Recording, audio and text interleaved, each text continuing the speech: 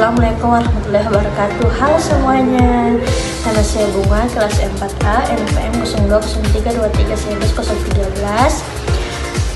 Selamat datang di video pembelajaran kali ini. Pada kesempatan ini kita akan membahas satu konsep penting dalam ekonomi moneter, yaitu moneter uang, dan bagaimana konsep ini berkaitan erat dengan pinjaman bank, pengendalian jumlah yang beredar, suku bunga, dan peran kredit dalam perekonomian.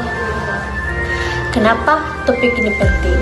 Karena melalui multiplier uang kita bisa memahami bagaimana uang yang beredar di masyarakat tidak hanya berasal dari uang yang dicetak bank sentral, tetapi juga dari proses penyaluran kredit oleh bank-bank umum. Konsep ini akan membantu kita melihat bagaimana kebijakan moneter memengaruhi inflasi, pertumbuhan ekonomi, dan kehidupan kita sehari-hari. Jadi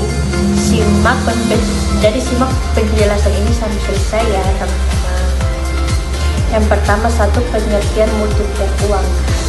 Multiplier uang atau money adalah konsep dalam ekonomi moneter yang menjelaskan bagaimana basis uang atau uang beredar yang diciptakan bank sentral dapat berkembang menjadi jumlah yang beredar M1 atau M2. Contoh, jika bank wajib menyimpan 10% dari total simpanan sebagai cadangan, maka multipliernya adalah 10. Artinya setiap Rp1 uang primer bisa menjadi Rp10 uang beredar melalui proses pengendalian kredit.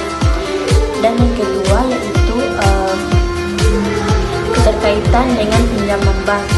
Bagaimana sih multipliernya bekerja? Yaitu ketika seseorang menabung di bank, uang itu tidak bisa disimpan sepenuhnya di berangkas. Sebagaimana besar dana akan disalurkan bank dalam bentuk pinjaman atau kredit ke nasabah lain. Nasabah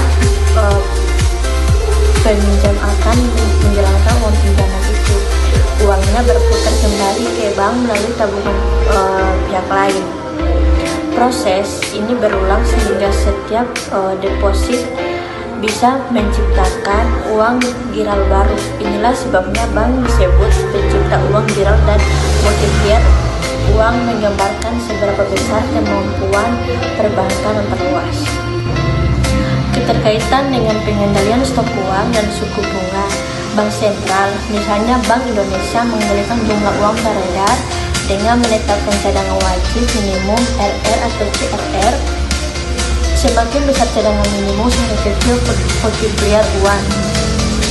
Operasi pasar terbuka atau OPT, membeli atau menjual surat berharga untuk menyuntik atau menarik uang primer. Menetapkan suku bunga acuan, seperti suku bunga mempengaruhi minat bank memberi kredit dan minat masyarakat meminjam atau menabung.